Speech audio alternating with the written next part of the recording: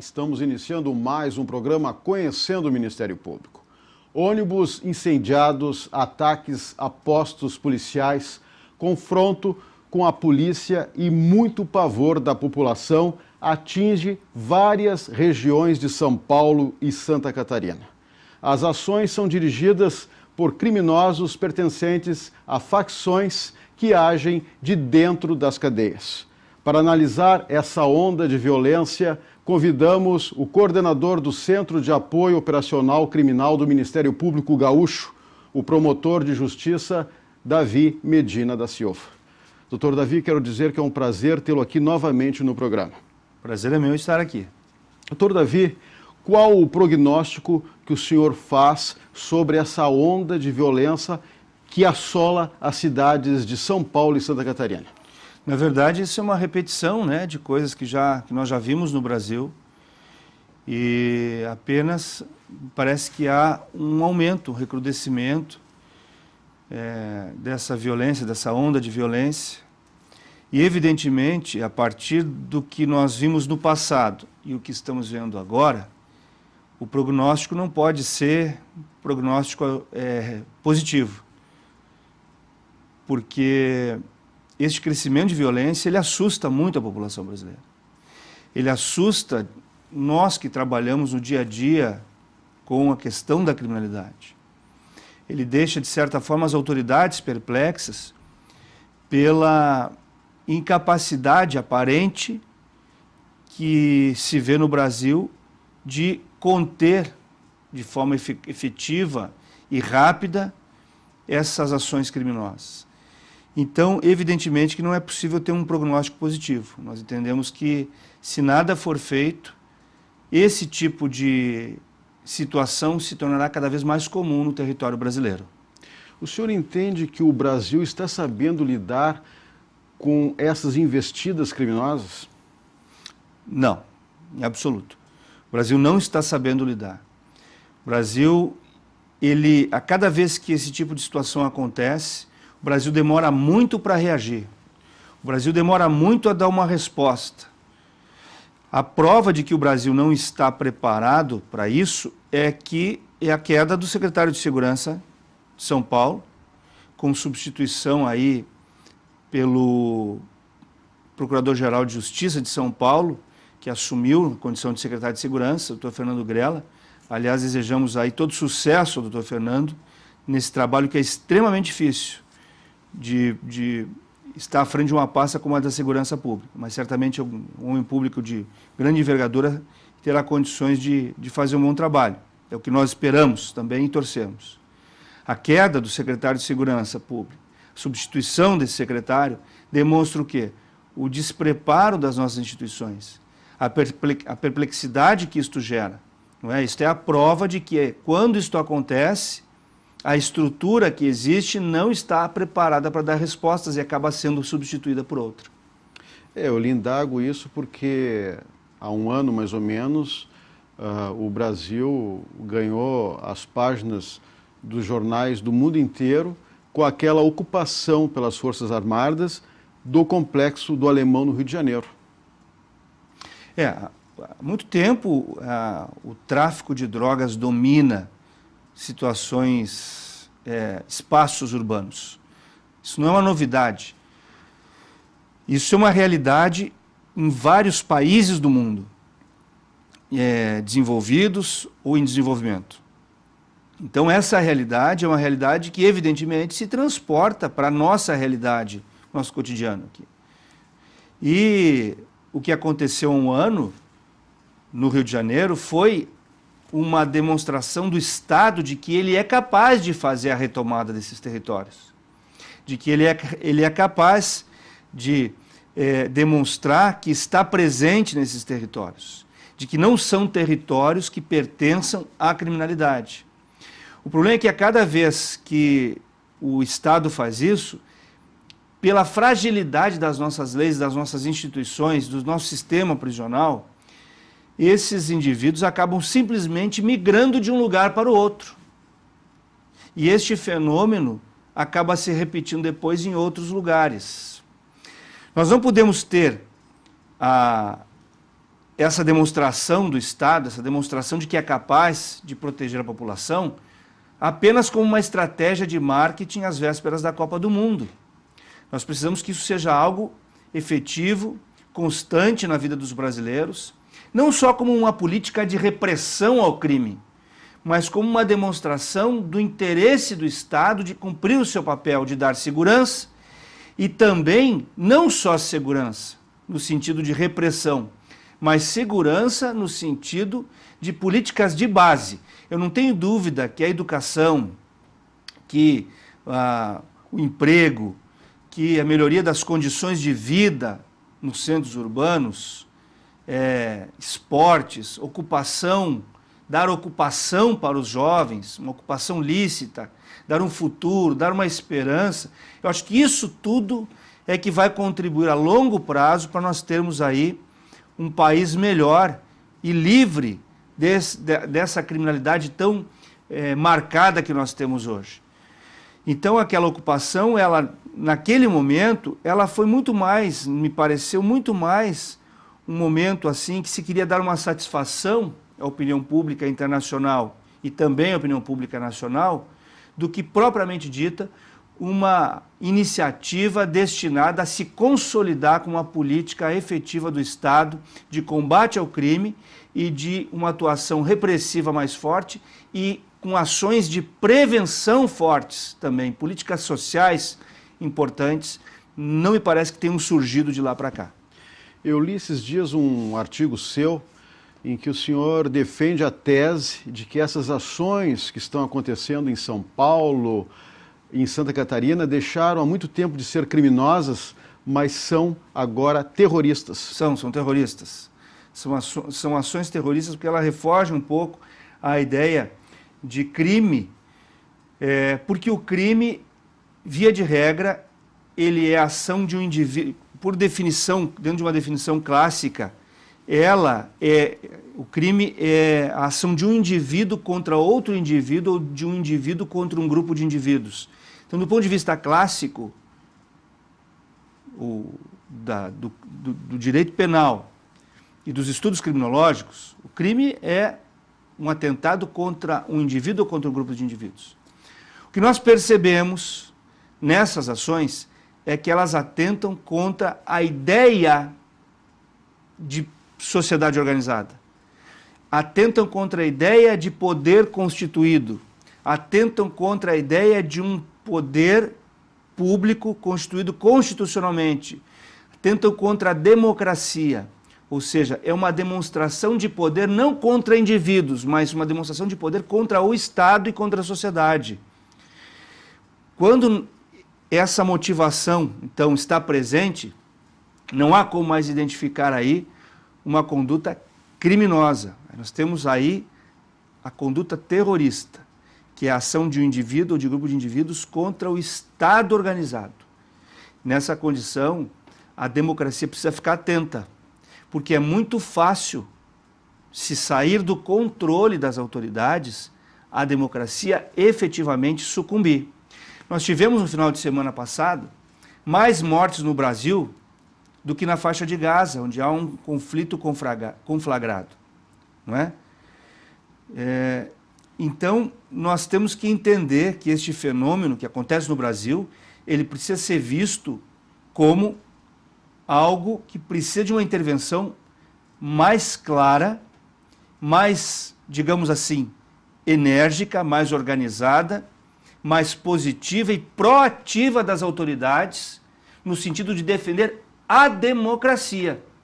Mais do que defender esses cidadãos que estão morrendo, essas pessoas que estão inocentemente sucumbindo, o Estado precisa defender a própria democracia, a própria Constituição. E o que é preciso fazer para acabar, digamos assim, com essa sensação de impotência diante do poder paralelo? Nós precisamos, primeiro, ter políticas sociais. As políticas sociais é que vão retirar o jovem dessas organizações criminosas. Primeira coisa. As organizações criminosas, elas têm um poder de persuasão muito forte, porque prometem independência financeira cedo, porque prometem uma vida cheia de aventuras, né? Uma vida de respeito em que o indivíduo que pertence a um grupo criminoso, que está armado, que é forte, né? Ele se sente fortalecido, então ele é respeitado. Então, primeira coisa, o Estado precisa entender que ele precisa dissuadir os jovens de ingressar nessas forças, nessas organizações.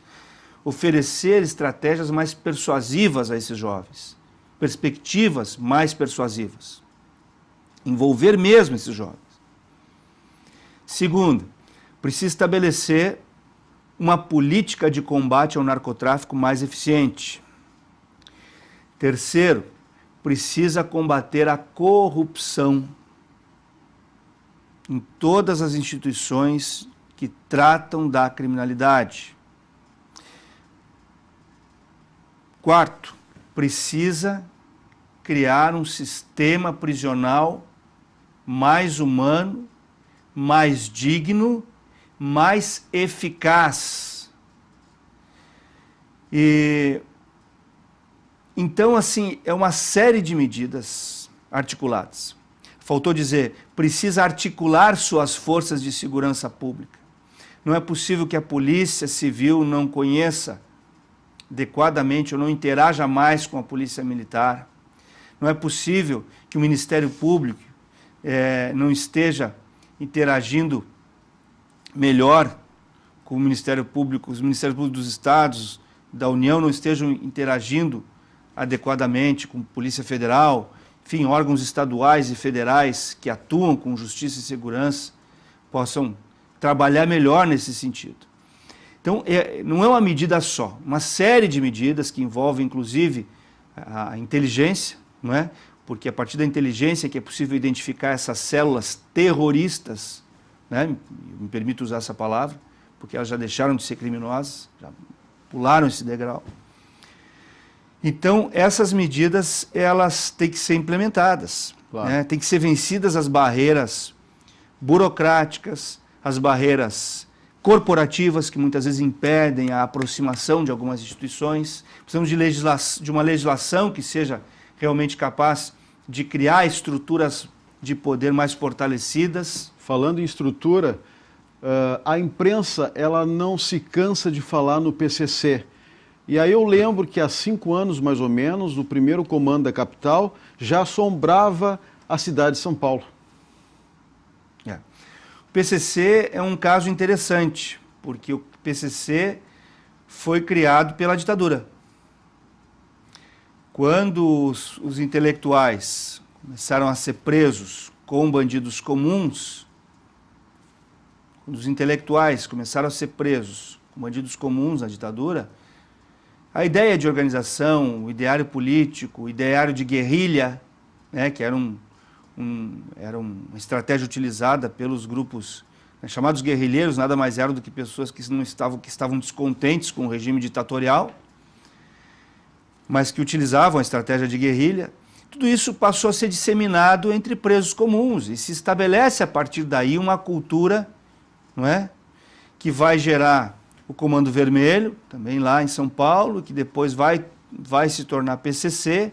Então é algo muito antigo e que traz para a atualidade essa ideia de luta armada que imperava no tempo do Comando Vermelho, que imperava no tempo da ditadura, só que agora uma luta armada que se volta não contra uma ditadura, que se volta contra uma democracia. E uma luta armada que não é estabelecida para conquista de liberdades. Não. É uma luta armada que se estabelece para a imposição da pior das ditaduras, que é justamente a ditadura da criminalidade. Facções dentro de presídios são inevitáveis. E agora Santa Catarina vive o drama do PGC, que é um braço também do PCC. Exatamente. Na verdade, essa também é uma estratégia da guerra de guerrilhas, não é? Os guerrilheiros, eles ocupam posições. Eles não se preocupam em tomar o poder de imediato, invadir a capital federal. Não é essa a estratégia de nenhum guerrilheiro. A ideia da guerrilha Isso é uma coisa constante, nós todos falamos isso, todos nós sabemos que a América Latina ela está repleta, na sua história recente, né, da figura do guerrilheiro. Né? A gente tem aí a figura do Che, que é uma figura emblemática aí da história recente da política latino-americana. Então, a estratégia da guerrilha, ela vai ocupando posições aos poucos, vai avançando aos poucos. Vai se esperar que uma organização criminosa, terrorista, possa de imediato tomar a capital federal. Não é assim que funciona. As ações vão se espalhando aos poucos. Então, essas células que aparentemente estavam concentradas no estado de São Paulo, Rio de Janeiro, elas evidentemente começam a ocupar posições em outros estados, aproveitando evidentemente uma realidade carcerária caótica. Enquanto o governo não estabelecer uma meta clara para modificar essa realidade prisional, vai ser muito difícil impedir a proliferação desses grupos. E o senhor entende que há risco dessa onda de violência chegar ao Rio Grande do Sul? Não tenho dúvida. Eu não tenho dúvida de que a partir do momento em que nós queremos realmente conter este avanço, a gente tem que estar preparado para essa possibilidade. O Rio Grande do Sul é vizinho de Santa Catarina. Claro que aqui as condições são outras. Nós não temos presos em delegacias de polícia, não é? Aqui nós temos um trabalho forte contra a tortura dentro dos estabelecimentos penais aqui. E temos aí o Dr. Gilmar Bortolotto, Cíntia Japur, doutora Sandra Goldman, Dr. Luciano Preto, vários profissionais do Ministério Público atuando dentro das casas prisionais para impedir esses abusos, não é, contra presos. Então aqui essa realidade distensiona, de certa forma, o sistema prisional. E ao distensionar o sistema prisional, permite assim que nós tenhamos um pouco mais de tranquilidade em relação à formação dessas células do PCC. Porém, nós temos que ficar atentos porque o risco é evidente, porque o PCC é um poder que quer se estabelecer como um poder paralelo,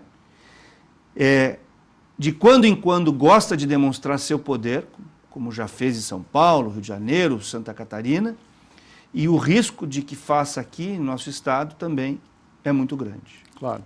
E essas organizações criminosas, elas são bem estruturadas. Por isso eu lhe pergunto, é importante nesse momento, nesses casos, a união, a integração das forças de segurança e de justiça estadual e federal? Eu vou dizer o seguinte, eu não sei até que ponto essas organizações são assim tão bem estruturadas. São vínculos muito tênues, à medida assim que sofrem muitas baixas, sempre morrendo uma pessoa importante da organização. Na verdade, essas organizações elas só existem em razão da nossa inoperância. Na verdade, eu acredito que muito mais do que termos aí uma organização forte por parte dos criminosos, existe uma desorganização por parte das autoridades. E é isso que nos dá a impressão de que essas organizações são tão bem estruturadas, quando eu acredito que elas não sejam assim tão bem estruturadas. Porque, na verdade, elas são disseminadas, não é? Elas têm uma certa organização, uma certa estrutura, mas elas trabalham na clandestinidade, na dificuldade, tendo que, sofrendo baixas, trabalham a partir de dentro dos presídios.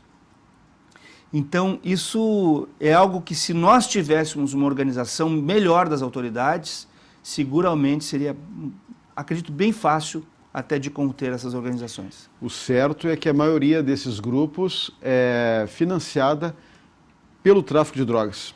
O grande motor econômico disso tudo, não temos dúvida nenhuma, é o tráfico de drogas, né? E com uma tendência cada vez maior a aumentar. O tráfico de drogas, porque como ele gera muito dinheiro, e dinheiro para muita gente, todos que estão dentro do processo da venda, desde a fabricação até a comercialização da droga, então acaba tendo muita gente operando em favor desses grupos. E o celular? O que fazer para barrar o celular dentro das cadeias. Existe essa possibilidade? Existe tecnologia para isso. É investir em tecnologia e combater corrupção. Duas receitas. A partir que se possa investir em tecnologia para que se faça um efetivo corte de sinal, para que se possa interceptar eventuais ligações que tenham ultrapassado esta chamada cerca eletrônica, né? E que possamos combater a corrupção efetivamente, para que o celular não entre.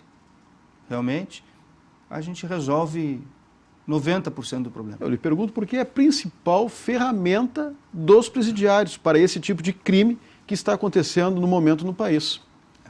Isso não tem jeito, isso é tecnologia e combate à corrupção. Essa receita ela é muito simples.